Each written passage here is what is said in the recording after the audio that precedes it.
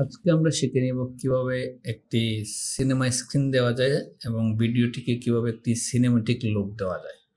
তা আমরা প্রথমে প্রিমিয়ার প্রোতে চলে আসব।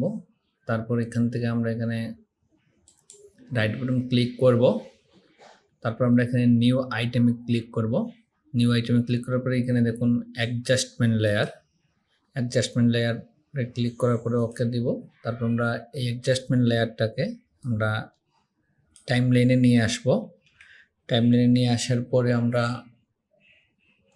এফেক্টে যাব। এফেক্ট থেকে এখান থেকে আমরা টাইপ করব ক্রপটাকে আমরা অ্যাডজাস্টমেন্ট লেয়ারে দিয়ে দিব। আর এই অ্যাডজাস্টমেন্ট লেয়ারটাকে আমরা এখানে পুরো ভিডিওর উপরে দিয়ে দিব, টান দিয়ে লম্বা করে নেব। তারপর হচ্ছে আমরা এটার উপরে ক্লিক করব। দেন হচ্ছে আমরা এফেক্ট কন্ট্রোলে চলে যাব। এখানে দেখুন এফেক্ট কন্ট্রোলটা নেই। এফেক্ট কন্ট্রোলটা যদি না থাকে তাহলে আমাদেরকে উইন্ডোতে চলে যেতে হবে এবং এখান থেকে আমরা এফেক্ট কন্ট্রোলে ক্লিক করলে এফেক্ট কন্ট্রোলটা চলে আসবে।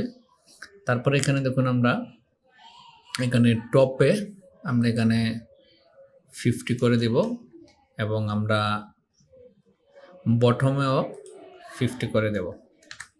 তারপর আমাদের এখানে কি ফ্রেমটাকে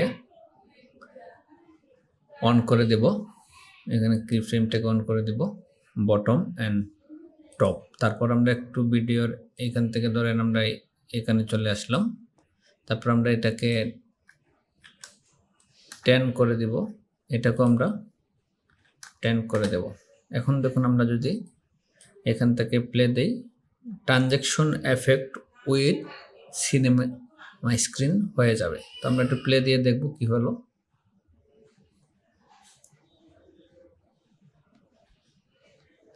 তো আমরা চাইলে এইভাবে আমাদের প্রত্যেকটা ভিডিওটাকে চাইলে আমরা এইভাবে সিনেমা স্ক্রিন দিতে পারবো। আমরা বিভিন্ন সিনেমাতেও দেখি এইভাবে সিনেমা স্ক্রিনগুলো দেওয়া হয়।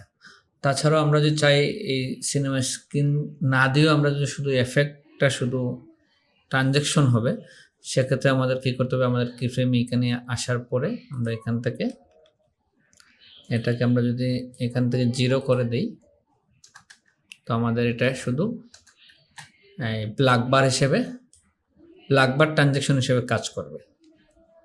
দেখুন। তো আশা করি ভিডিওটা আপনাদের ভালো লাগবে। এইভাবে নতুন নতুন ভিডিও পেতে হলে অবশ্যই আমার সঙ্গে থাকবেন এবং আমাকে ফলো করবেন। ধন্যবাদ সবাইকে।